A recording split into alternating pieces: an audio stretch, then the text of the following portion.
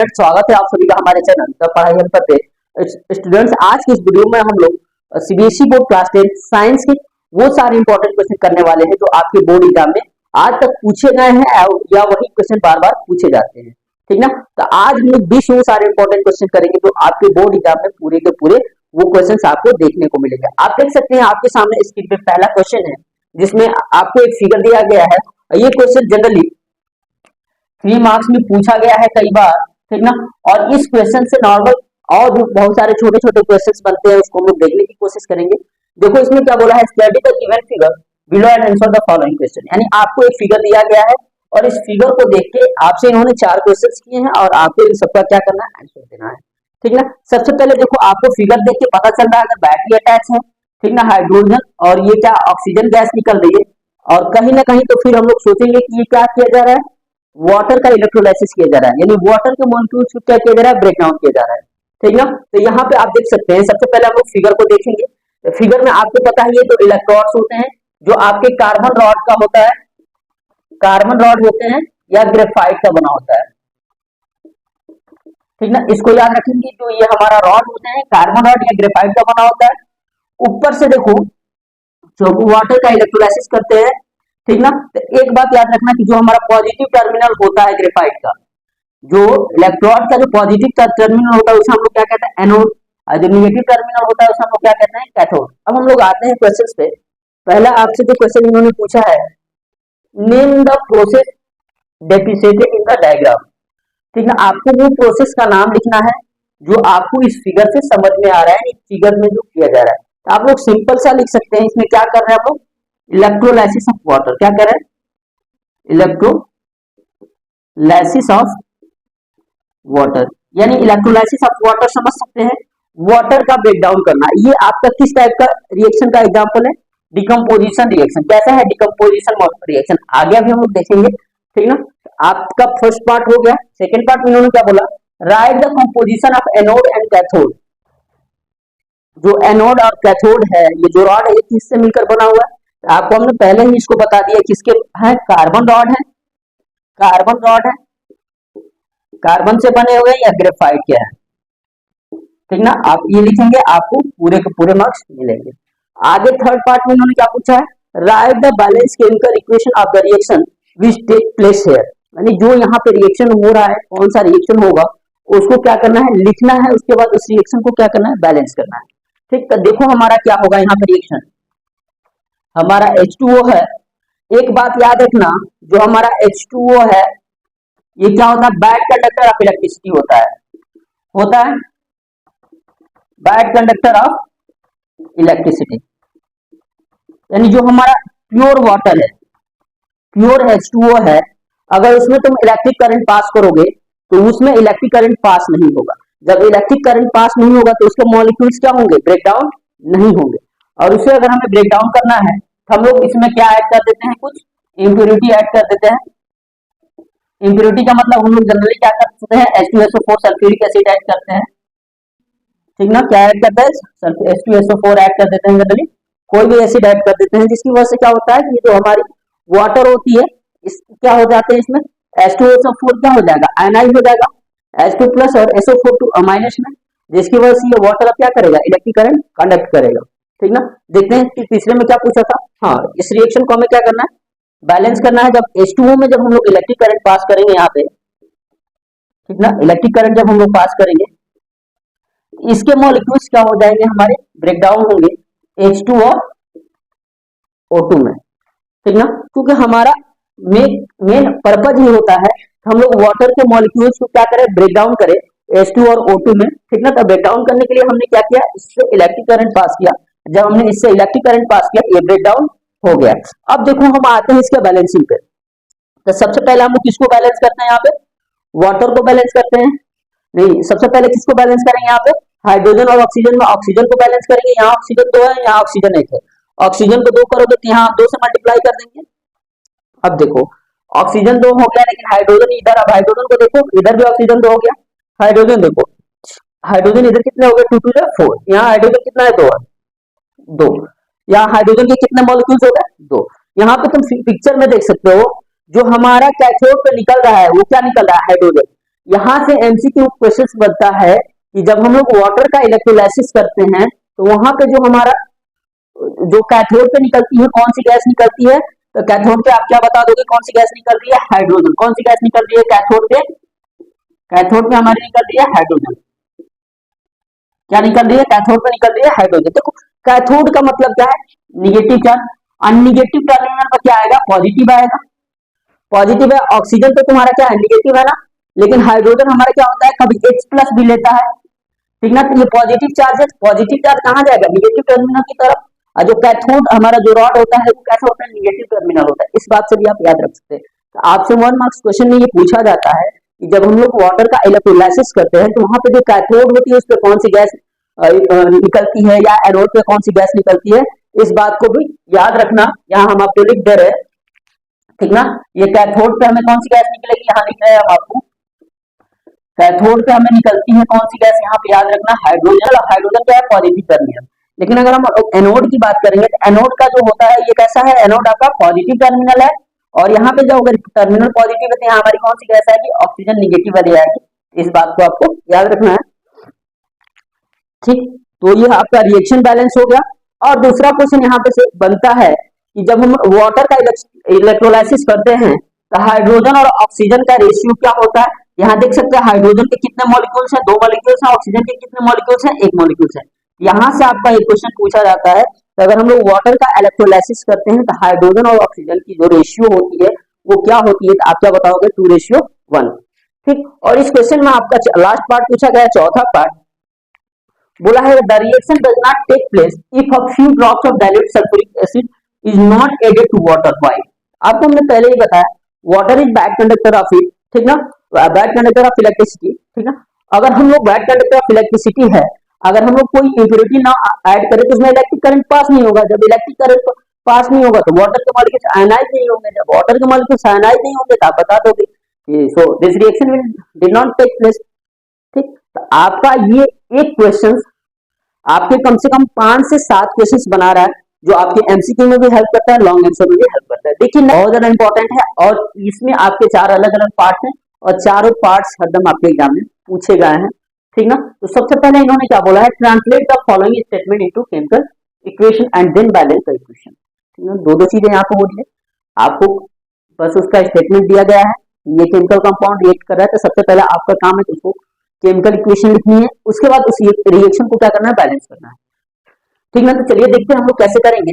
First में बोला है phosphorus bonds in oxygen to give phosphorus pentachloride, ठीक ना। आपको पता है फास्फोरस क्या होता है, P4 होता है या P5 होता है। यहाँ पे हम लोग P4 को क्या करेंगे, लेंगे, ठीक ना। अब P4 को लेंगे फास्फोरस को, और आपका क्या होता है, ये सॉलिड होता है, ठीक ना। फास्फोरस क्या होता है, सॉलिड होता है, ठीक ना, पाउडर टाइप का होता है। और ये क्या बॉन्ड्स इन ऑक्सीजन, और किससे रिएक्ट करता है, O2 से रिएक्ट करता है। तो देखो फास्फोरस ये है तो ये क्या बना रहा है, फास्फोरस पेंटाक्लोराइड। तो फास्फोरस पेंटाक्लोराइड का फार्मूला होता है P2O5, ठीक ना। हमने देखा फास्फोरस बर्न किया किससे, ऑक्सीजन के प्रेजेंस में, और क्या बनाया, फास्फोरस पेंटाक्लोराइड। जो स्टेटमेंट बोला था हमने उसको क्या कर लिया, लिख लिया। आगे अब हमारा काम क्या होता है, हम लोग इसको बैलेंस करते हैं, और इसको बैलेंस करने के लिए हमारा सबसे पहला काम होता है कि हम लोग किसको बैलेंस करते हैं, मेटल को बैलेंस करते हैं। तो यहाँ तो देखो कोई भी मेटल नहीं है, फास्फोरस भी नॉन मेटल, ऑक्सीजन भी नॉन मेटल, तो हम लोग ऑक्सीजन और हाइड्रोजन को बाद में बैलेंस करते हैं। इनके अलावा जो पहले हमारा नॉन मेटल होता है उसको बैलेंस करते हैं। तो सबसे पहले हम लोग फास्फोरस को बैलेंस करेंगे।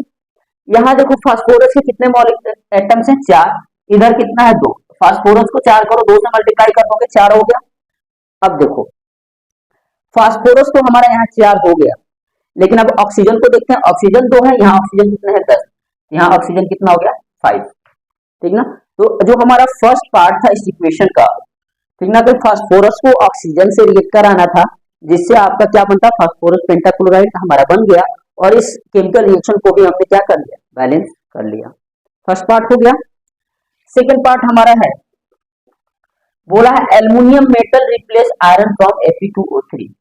देखो अगर हम लोग Fe2O3 है, अगर ये मान लेते हैं ये हमारा कुछ एक्वा होगा, पानी का सॉल्यूशन होगा, और इससे अगर हम लोग क्या करेंगे, एल्युमिनियम को रिएक्ट कराएंगे तो ये क्या करेगा। मेटल रिएक्टिविटी सीरीज हमने आपको जो पढ़ाई है वीडियो पे देख सकते हैं, उसका हमने एक बहुत इजी ट्रिक बताया है जिसकी हेल्प से आप लोग आसानी से उसको क्या कर सकते हैं, याद कर सकते हैं। जैसे please not calling me a cute zebra I like calling calling her smart good. ठीक है, सभी हमने पढ़ा है। ठीक है, अब देखो जो ये जो हमारा होगा एल्युमिनियम आयरन, क्या बोला है, बोला aluminium metal replace iron from Fe2O3। Iron को एल्युमिनियम रिप्लेस कर देता है, क्यों? देखो एल्युमिनियम कहाँ है, यहाँ है, और आयरन कहाँ है, यहाँ है। तो aluminium is more reactive than, aluminium is more reactive than iron. तो आप लिखोगे reactive than iron, iron so aluminium displace iron from a solution, solution due to high reactive reactive than iron. अब देखो, अब जब एल्युमिनियम इससे react करेगा, जब आयरन को बाहर निकालेगा क्या बनेगा, Al2O3, और ये कहाँ आ जाएगा, Fe कहाँ आ जाएगा, बाहर कहाँ आ जाएगा, आपका Fe कहाँ आ जाएगा, बाहर आ जाएगा। ठीक ना। अब देखो जब हम लोग इस रिएक्शन को बैलेंस करने पे आएंगे तो सबसे पहले हमारा उद्देश्य होगा कि हम लोग मेटल को बैलेंस करें। तो मेटल्स हमारा Fe है, Al है, तो सबसे पहले Al को बैलेंस करते हैं, ज्यादा रिएक्टिव है। Al 2 है, इधर Al 1 है, इधर कितना Al है, 2 है, 2 Al कर लिया हम लोग। अब देखो 2 एल्युमिनियम, एल्युमिनियम बैलेंस हो गया। अब हमारा आता है आयरन, आयरन कितने हैं, 2 है, इधर आयरन कितना है, 1 है, 2 आयरन हो गया। अब हम लोग आते हैं ऑक्सीजन पे, ऑक्सीजन 3 है, यहाँ भी ऑक्सीजन 3 है। ठीक ना। तब इस टाइप से अगर आप देखोगे कि ये केमिकल रिएक्शन हमारा क्या हो गया, बैलेंस हो गया। क्या हो गया, बैलेंस हो गया। तो ऐसे करके हम लोग क्या करेंगे, इस केमिकल इक्वेशन को बैलेंस करेंगे। नेक्स्ट हम लोग देखते हैं क्वेश्चन नंबर 3। ठीक ना। थर्ड में इन्होंने क्या बोला है, carbon disulphide bonds in air. Carbon disulphide का मतलब CH2। ठीक ना, CH2 बॉन्ड्स इन एयर, यानी किससे रिएक्ट करता है, O2 से, गैस है, ये पाउडर टाइप का सॉलिड है। ठीक ना।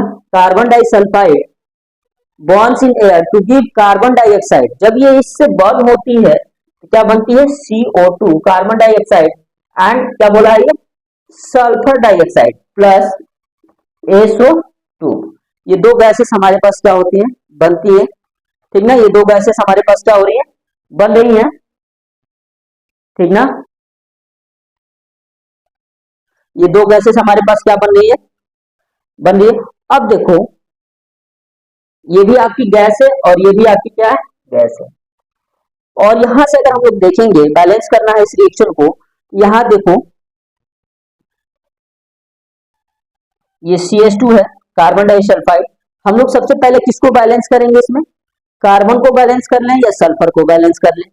तो चलो हम सबसे पहले सल्फर को बैलेंस करें। तो इधर सल्फर 2 है, इधर सल्फर 1 है, तो सल्फर को 2 कर लिए, हमारे पास सल्फर 2 हो गया, इधर भी सल्फर 2। कार्बन को बैलेंस करने आओगे, कार्बन 1 है, इधर भी कार्बन 1 है, कार्बन हमारा बैलेंस है। ऑक्सीजन बैलेंस करो, ऑक्सीजन 2 इधर, 2 6 इधर, तो ऑक्सीजन को बैलेंस करोगे तो 3O2 6 ऑक्सीजन हो गया। ठीक ना। तो अब हमारे सारे एटम्स क्या हो गए, बैलेंस हो गए। बैलेंसी के ऊपर हमारे वीडियो चैनल पे एक वीडियो पड़ी है जिसमें हमने 10 क्वेश्चन कराया, आप उसको कीजिए अगर दिक्कत आ रही है तो। ठीक ना, बहुत आराम से समझ में आ जाएगा। क्वेश्चन नंबर 4 देखो, इसमें बोला है barium chloride react with zinc sulphide. ठीक ना, IV जो है इसमें बोला है barium chloride react with zinc sulphide, यानी बेरियम क्लोराइड का फार्मूला आपको पता है BaCl2 जब रिएक्ट करता है किससे, जिंक सल्फाइड से, यानी ZnSO, zinc sulphide ZnS2 to give zinc chloride. इससे क्या बनता है हमारे पास, Zn नहीं ZnS, एक barium chloride react zinc, sorry zinc sulphate है, सॉरी। देखो इसमें क्या बोला है, चौथा में बोला है बेरियम क्लोराइड यानी BaCl2 जब रिएक्ट करता है किससे, जिंक सल्फेट यानी ZnSO4, जिंक सल्फेट से रिएक्ट किया टू गिव जिंक क्लोराइड। तो इससे क्या बनता है, जिंक क्लोराइड यानी ZnCl2 बनता है, एंड बेरियम सल्फेट, और क्या बनता है, BaSO4। इस केमिकल रिएक्शन को आपको बैलेंस करना है। अब देखो केमिकल रिएक्शन को बैलेंस करोगे तो सबसे पहले अगर हम लोग Ba को बैलेंस करते हैं, एक Ba, जिंक को देखते हैं, एक जिंक, SO4 को देखते हैं, SO4, अब क्लोरीन को देखते हैं, क्लोरीन। तो ये जो हमारा चौथा जो रिएक्शन है ये अपने आप में क्या है, एक बैलेंस केमिकल रिएक्शन है। बस आपको क्या करना है, ऐसे लिख देना है। ठीक ना। तो इस टाइप से हम लोग क्या किए, क्वेश्चन नंबर 2 के 4 डिफरेंट पार्ट्स को किए जिसमें हमने क्या किया, अलग अलग रिएक्शन को बैलेंस किया। नेक्स्ट क्वेश्चन पर हम लोग बढ़ते हैं। अगला क्वेश्चन जो आपके बोर्ड एग्जाम कई बार पूछा गया है, ठीक ना, बहुत अच्छा क्वेश्चन है। देखो बोला है small amount of quick line, आपको बताया है हमने क्विक लाइन का फार्मूला जो होता है, क्विक लाइन का फार्मूला हमने आपको बताया क्या होता है, CaO और साल्फेट लाइन का हमने फार्मूला बताया है आपका क्या होता है CaOH का होल ट्वाइस, ठीक ना। ये दो चीजें आपको याद रखनी है। बोला है added to water in a beaker, बोला है जब हम लोग क्या करते हैं क्विक लाइन को लेते हैं, क्विक लाइन लेने का मतलब CaO को लिए प्लस इसमें हमने क्या किया वाटर ऐड किया। क्विक लाइन का ही यूज किसमें किया जाता है, सीमेंट में यूज किया जाता है। किसमें यूज किया जाता है, सीमेंट को बनाने में यूज किया जाता है, ठीक ना। डायरेक्ट आपको देता है which chemical compound is used in cement factory या सीमेंट इंडस्ट्री, आप बताओगे क्विक लाइन, ठीक ना। बोला है name and define the type of reaction that has taken place. आपका क्विक लाइन हमने लिया, वाटर के साथ रिएक्ट कराया, आपको पता है क्विक लाइन है वाटर से रिएक्ट कराता है तो हमारा क्या बनता है CaOH का होल ट्वाइस बनता है, ठीक ना। या CaOH आप ऐसे बना सकते हो, क्या बनता है CaOH का होल ट्वाइस ये बन गया, और इसके साथ बन गया प्लस आपकी हाइड्रोजन गैस क्या होगा निकल गई, या आप बोल सकते हो क्या निकली, हीट निकली, हीट निकल रही है। CaO आपका H2O से रिएक्ट किया, आपका क्या बना CaOH का होल ट्वाइस प्लस हीट निकले। अब देखो बोला है name and define the type of reaction that has taken place. अब किस टाइप का आपका रिएक्शन है, दो अलग अलग रिएक्टेंट्स हैं और ये रिएक्ट होके एक सिंगल कंपाउंड बना रहे हैं, क्या बताओगे, कंबाइन हो रहा है दो रिएक्टेंट्स, क्या बताओगे कॉम्बिनेशन रिएक्शन, क्या बताओगे कॉम्बिनेशन रिएक्शन टेक प्लेस। आपको इसको थोड़ा डिटेल में लिखोगे, ठीक ना। here two reactants combine with each other and form a single product, so this is ऐसे बनाओगे here two reactants combine with each other and form a single product, so this is a combination reaction, combination reaction। ये चीज आपको पड़े। दूसरा point जो हम observe कर रहे हैं इस रिएक्शन में, ये क्या निकल रही है हीट निकल रही है। जब कोई केमिकल रिएक्शन हो और उससे हमें हीट निकले, हम लोग आप बताओगे इसमें और लिखोगे here heat is related, so this reaction is reaction आपको लिखो क्योंकि आपको क्या जानना है, reaction is a exothermic reaction, exothermic reaction हो जाएगा, हो जाएगा। इन्होंने बोला right balance chemical equation for about the reaction and the chemical name of the product. देखो पहले वाले में इन्होंने केवल बोला था कि इसका नाम क्या हो जाएगा, आप बता दोगे कैल्शियम ऑक्साइड, क्या हो जाएगा CaLSium कैल्शियम ऑक्साइड। जो दूसरा चीज बना इसको बोलोगे कैल्शियम हाइड्रोक्साइड। ये आपका फर्स्ट क्वेश्चन हमारा हो गया, फर्स्ट पार्ट जो इसका था।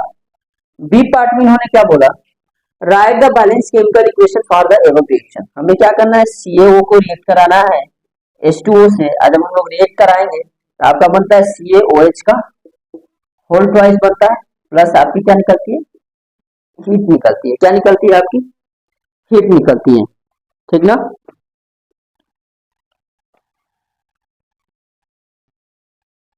तो अगर आप इसको चेक करो बैलेंसिंग के हिसाब से तो कैल्शियम कितना है, एक है, हाइड्रोजन कितना है, दो है, हाइड्रोजन दो है, ऑक्सीजन एक दो है, तो ऑक्सीजन भी दो है। यानी ये हमारा जो केमिकल रिएक्शन है ऑलरेडी अपने आप में क्या है बैलेंस है, ठीक ना।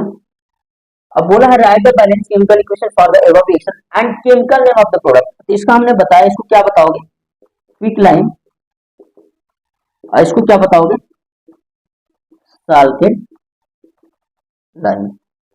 इसका जो सी पार्ट है इसमें बोला है list two main observation of this reaction. अब दो मेन ऑब्जर्वेशन यहाँ पे आपको क्या हो रहे हैं, आपको पता है जो एक्सोथर्मिक रिएक्शन होते हैं ना वो बहुत फास्ट होते हैं, ठीक ना। पानी क्विक लाइन में तुरंत तुम वाटर डालोगे तुरंत क्या हो जाएगा रिएक्ट होगा, ये तुरंत वो क्या हो जाएगा पानी को गर्म करेगा और उससे गैस निकलने लगेगी, ठीक ना। और दूसरा चीज यहाँ पे आप लोग लिखोगे इवोल्यूशन ऑफ गैस, लिख दोगे गैस निकल रही है हीट निकल रही है, और this is exothermic reaction. Observation में यही लिखोगे, ऑब्जर्वेशन के बेस पे क्या लिखोगे, ऑब्जर्वेशन यही तो कर रहे हो हीट रिलीज हो रही है, और दूसरा पॉइंट क्या लिखोगे अगर हीट रिलीज हो रही है कैसा है एक्सोथर्मिक रिएक्शन है, कैसा है एक्सोथर्मिक रिएक्शन है, ठीक ना। तो ये दो चीजें हम लोग क्या करेंगे इसमें लिखेंगे, ठीक ना। तो आपको इस क्वेश्चंस में अगर ये आता है तो आपको यह लिखना है, ठीक ना। ये जो चैप्टर्स के जो हमारे 3 मार्क्स के जो क्वेश्चन है आज हमने लगभग 15 क्वेश्चन कर ही लिया, ठीक ना। कल हमने 15 क्वेश्चन किया था यानी 30 क्वेश्चन हो गए। और हमारे कुछ क्वेश्चंस बचे हैं जिनको हम लोग अगली वीडियो में करेंगे। उसके बाद हम लोग लास्ट वीडियो में क्या करेंगे, लॉन्ग आंसर टाइप क्वेश्चन करेंगे। और ऐसे हमारा क्या होगा, चैप्टर 1 फिनिश होगा। ठीक है, एक वीडियो लाएंगे जिसमें हम लोग इस चैप्टर्स के सारे जो इंपॉर्टेंट केमिकल कंपाउंड्स हैं जो आपके बोर्ड में डायरेक्ट पूछे जाते हैं उनको कवर करेंगे, जो आपको बहुत ज्यादा हेल्प करेंगे अच्छा स्कोर करने में। ठीक ना, अगर आप चैनल पर नए हैं, चैनल को सब्सक्राइब कर लीजिए, बेल आइकन को प्रेस कर लीजिए, ताकि किसी प्रकार की कोई भी वीडियो डाले तो उसका अपडेट आपके तक पहुंच सके। Thank you.